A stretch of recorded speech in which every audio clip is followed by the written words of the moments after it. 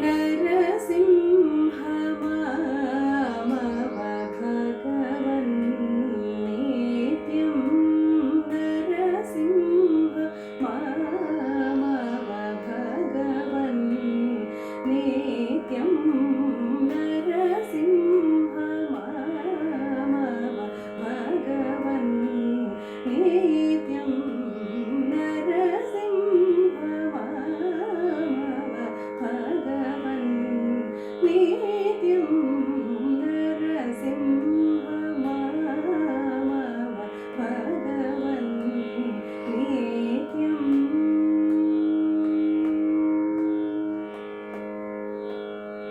శ్రీ శివాయ గురవే నమః. స్వాతి తిరునాల్ అద్భుతమైనటువంటి వాగ్గేయకారులు. వారు రచించిన నరసింహ కృతుల్లో ప్రసిద్ధమైనటువంటి నరసింహ కృతిని యొక్క పల్లవిని ఇప్పుడు మనం విన్నాం. నరసింహ, నరుడు సింహము రెండూ కలిసినటువంటి స్వామి. ఓ నరసింహస్వామి, మాం అవ, నన్ను ఎప్పుడూ నువ్వు రక్షించాలి. ఎలా రక్షించాలి? నిత్యం, ఎల్లప్పుడూ కూడా నువ్వు నన్ను రక్షించాలి. ఎందుకు రక్షించాలంటే ఒక చక్కటి సంబోధన చెప్తున్నారు పల్లవిలో. భగవన్, నువ్వెందుకని రక్షించాలి మమ్మల్ని అంటే, నువ్వు భగవంతుడివి కనుక. ఏమిటయ్యా భగవంతుడికి మానవుడికి ఉండేటువంటి తేడా ఏమిటంటే, 6 లక్షణాలు ఎవరిలో ఉంటే వారిని భగవంతుడు అంటారు. ఐశ్వర్యము, ఐశ్వర్యము అంటే దేన్నైనా సరే నిగ్రహంతో అనుభవింపచేసే సామర్థ్యం, అనుభవింపగలిగే సామర్థ్యం ఐశ్వర్యం. తర్వాత వీర్యం, వీర్యము అంటే శక్తి, అద్భుతమైనటువంటి శక్తి. యశస్సు, అద్భుతమైనటువంటి కీర్తి. శ్రీ, సంపద. జ్ఞానం, అలాగే వైరాగ్యం. ఈ 6 లక్షణాలు ఎవరిలో ఉంటే ఆయన్ని భగవంతుడు అంటారు. మన మానవుల్లో కూడా అప్పుడప్పుడు ఈ లక్షణాల్లో కొన్ని లక్షణాలు ఉంటాయి. మనకు కూడా అప్పుడప్పుడు యశస్సు వస్తుంటుంది, కొద్దో గొప్ప జ్ఞానం వచ్చిందని మనం అనుకుంటుంటాం, మురిసిపోతుంటాం, సంపద ఉందనుకుంటాం. కానీ మన దగ్గర ఉన్నది తాత్కాలికం. ఈ గుణాల్లో మన దగ్గర కొన్ని తాత్కాలికంగా చేరుతుంటాయి, మళ్ళీ మనల్ని విడిచిపెడుతుంటాయి. కానీ భగవంతుడిలో మాత్రం ఈ 6 గుణాలు శాశ్వతంగా ఉంటాయి. కాబట్టి ఓ నరసింహస్వామి, ఓ భగవాన్, మమ్మల్ని ఎప్పుడూ నువ్వు రక్షించు. ఈ 6 గుణాలు ఎప్పుడు మాలో నువ్వు నింపేటట్లు చూడు. ఎందుకంటే మానవుడి యొక్క చరమ లక్ష్యం భగవంతుడు కావటం. అహం బ్రహ్మాస్మి. కాబట్టి ఓ భగవన్, నన్ను నీలాగా తయారు చెయ్యి, నన్ను నీలో చూసుకో, నువ్వే నేనైపోయినట్లుగా నా యొక్క శక్తిని ప్రసాదించు అనేటువంటి అద్భుతమైనటువంటి అర్థాన్ని ప్రతిపాదిస్తూ భగవన్ శబ్దాన్ని వాడుతూ ఈ పల్లవిని స్వాతి తిరునాల్ అద్భుతంగా మొదలుపెట్టారు. హరవిరించి వాసవనూత శౌర్య సింధో, హరవిరించి వాసవనూత శౌర్య సింధో, అతిరభస నిహత సూర దీన బంధో, పదవ మగరి సరి మగరి సరి గరి సా సరి సరి మ పదప మగరి సరి మగరి సరి గరి సా రి సరి మగరి పమగరి సరి మ పదప మగరి సరి మ పమ పద సరి ద సరి మగరి సరి ద సద పద మ పమగరి సరి మ నరసింహ మామవ భగవన్ నిత్యం.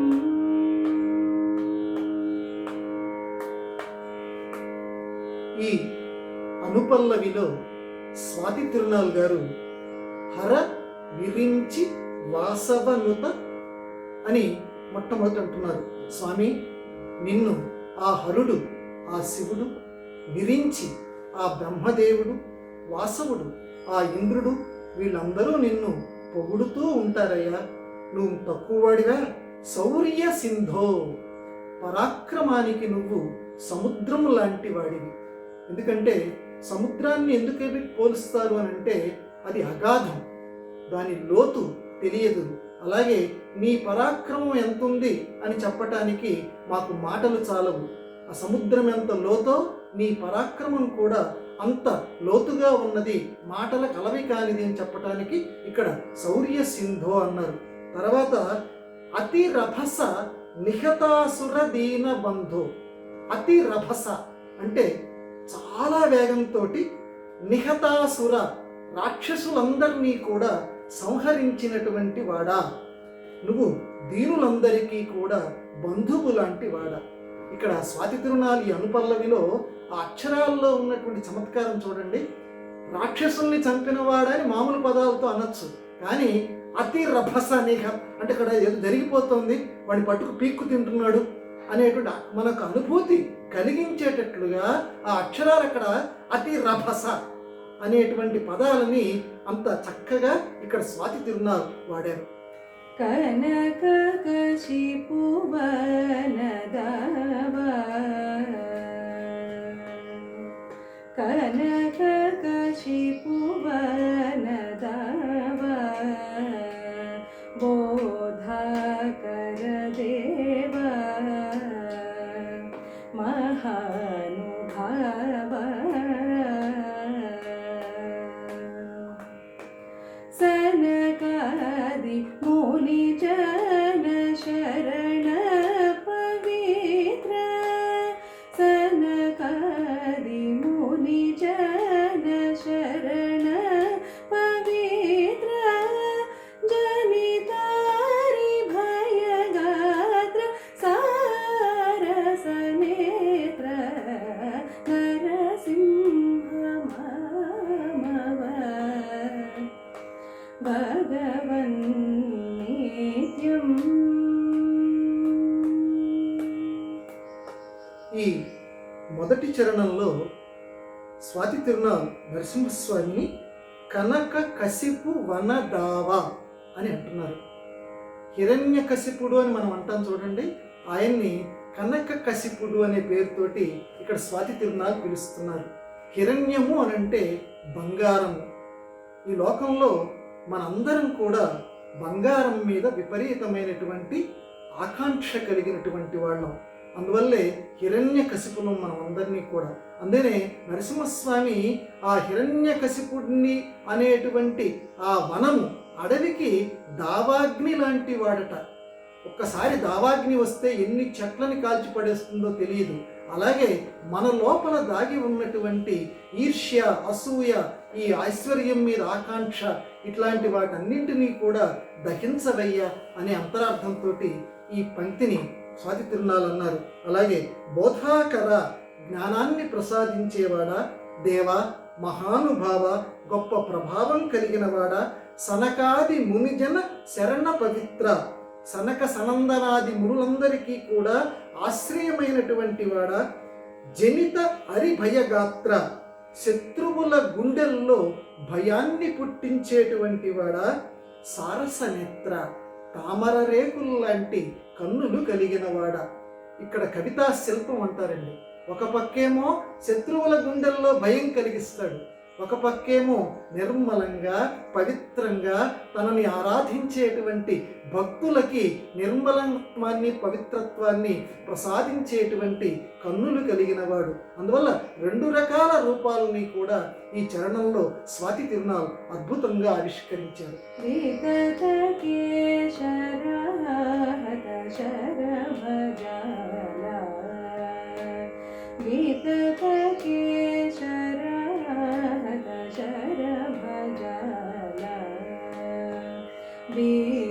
విశ్వనాయక భక్తవరద అతిమాత్ర వినయ ప్రహ్లాద సమోద అతిమాత్ర వినయ ప్రహ్లాద సమోద అతిమాత్ర వినయ ప్రహ్లాద సమోద నత పద మన వేద తతి గీత వేద నత పద మన వేద తతి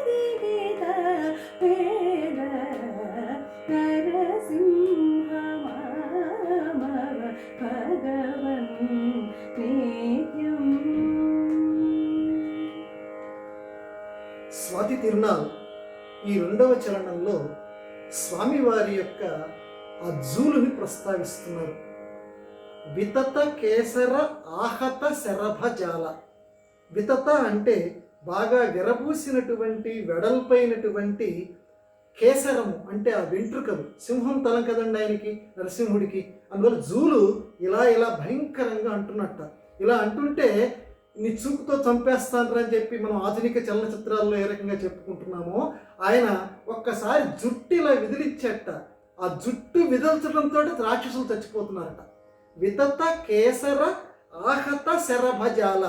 ఆ వెంట్రుకలు ఎంత వేగంతో విసిరాడో, ఆ ధ్వని ఎంత వేగంతో ఉన్నదో మన ఊహకు అలవి కాదన్నమాట అండి. అంత గొప్పవాడు నరసింహస్వామి. ఏదో చిన్నపాటి మన 6 అడుగులు 8 అడుగుల కింద చూడకండి, విస్తృతమైనటువంటి రూపం అయింది, అంతటి జుట్టు అయింది. ఇలా అన్నాడు. ఆ ధ్వని ఎంత ఉందో ఎవరికి వాళ్ళం ఊహించుకోవాలి. విశ్వనాయక, ఈ ప్రపంచం మొత్తానికి అధిపతివి, అలాగే భక్త వరద, భక్తులందరికీ కూడా కోరినటువంటి వరాలిచ్చేవాడివి. అతిమాత్ర వినయ ప్రహ్లాద సామోద, మిక్కిలి వినయం కలిగినటువంటి ప్రహ్లాదునికి సంతోషము కలిగించిన వాడ. ఇది మనకి పాఠంగా చెప్తున్నారు స్వాతి తిరునాల్. స్వామివారి ఎదుట ఎప్పుడు మనము మిక్కిలి వినయంతో ఉండాలి. అతిమాత్రం అంటే ఏమాత్రం ఇలా అని చెప్పి ఊరికి ఇలాగా అంటాం కాదండి, తల వంచేసేయాలి. ఇక స్వామి నువ్వు తప్పించి మాకు దిక్కు లేదు, నువ్వే మాకు శరణం అన్నట్లుగా ఆ వినయాన్ని మనం చూపిస్తే ప్రహ్లాదుల్లాగా మనల్ని కూడా ఆ స్వామి రక్షిస్తాడు. నత పదామల, నమస్కరించబడినటువంటి నిర్మలమైనటువంటి పాదములు కలిగిన వాడ. వేదతతి గీత అభేద, వేద సమూహముల చేత భేదము లేకుండా ఏకధాటిగా, ఎందుకంటే మనకు ఒక్కొక్కరిని చూస్తే చాలా చాలా మాటలు చెప్పాలనిపిస్తుంది, వారి ఎదుట పాడాలనిపిస్తుంది. అదిగో నరసింహస్వామిని చూసిన వెంటనే వేదాలన్నీ కూడా ఆపకుండా పాడుతున్నాయిట. స్వామి నువ్వు ఇంతటి వాడివి, నువ్వు ఇంతటి వాడివి. ఎందుకంటే వాటికి కూడా ఉత్సాహం వచ్చేస్తుందట. ఎందుకంటే అంతటి ఉత్కృష్టుడు, అంతటి ఉత్తమోత్తముడు నరసింహస్వామి కనుక వేదతతి, మొత్తం ఆ వేదాల సమూహం అంతా కూడా గీత అభేద, ఏకధాటిగా కీర్తనలు చేస్తున్నాయి. అటువంటి ఓ నరసింహ మాం అవా, నన్ను రక్షించవయ్యా. ఇక్కడ నన్ను అంటే ప్రపంచంలో ఎవరైతే ఈ కీర్తన పాడుతున్నారో, ఎవరైతే వింటున్నారో వాళ్ళందరినీ కూడా రక్షించు రక్షించు అని ఇక్కడ కవి యొక్క హృదయం. करधृत शीत हेति जात, करधृत शीत हेति जात, भूरि कलुषवारिद कुलवत, भरित कृपारस परिपालिते भा, भरित कृपारस परिपालिते भा, भरित कृपारस परिपालिते भा, परम मंगल शोभ पंकजनभ, परम मंगल शोभ पंकजनभ, नरसिंह मामव भगवन् नित्यम्.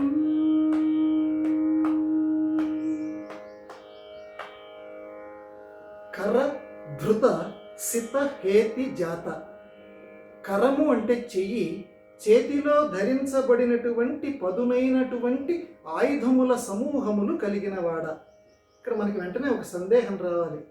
ఆ హిరణ్యకశిపుడి యొక్క పొట్ట చీల్చేటువంటి సమయంలో స్వామివారి చేతిలో ఆయుధాలు ఎక్కడ ఉన్నాయండి అంటే, ఆ గోళ్ళే ఒక్కొక్క గోరు కత్తిలాగా ఉంది.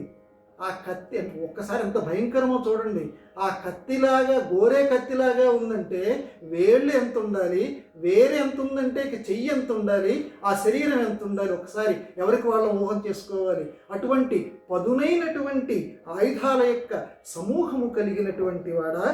భూరి కలుష వారిద కుల వాత, కొండంత పాపం, కొండంత దేవుడికి అని చెప్పి మనం ఏదో మనం తెలుగు సామెతలు అంటుంటాం చూడండి. మనందరివి కూడా కొండంత పాపం చేసుకుంటేనే మనం జన్మ ఎత్తుతాం.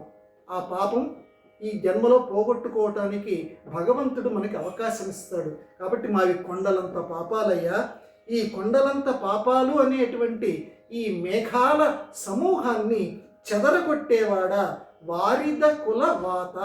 ఎందుకంటే మేఘం ఆకాశంలో ఉన్నప్పుడు గట్టిగా గాలి వీచిందనుకోండి, మేఘం ఎక్కడికక్కడ చెల్లా చెదరైపోతుంది. అలాగే స్వామి, ఎన్నో జన్మల నుంచి పాపాలు మూటలు కట్టుకుంటున్నాం. ఈ పాపాలన్నింటినీ కూడా ఒక్కసారి పెను గాలిలాగా ధూళి ఈ పాపాలను చేసేసేవయ్యా, దుమ్ములాగా ఈ పాపాలను చేసేవయ్యా.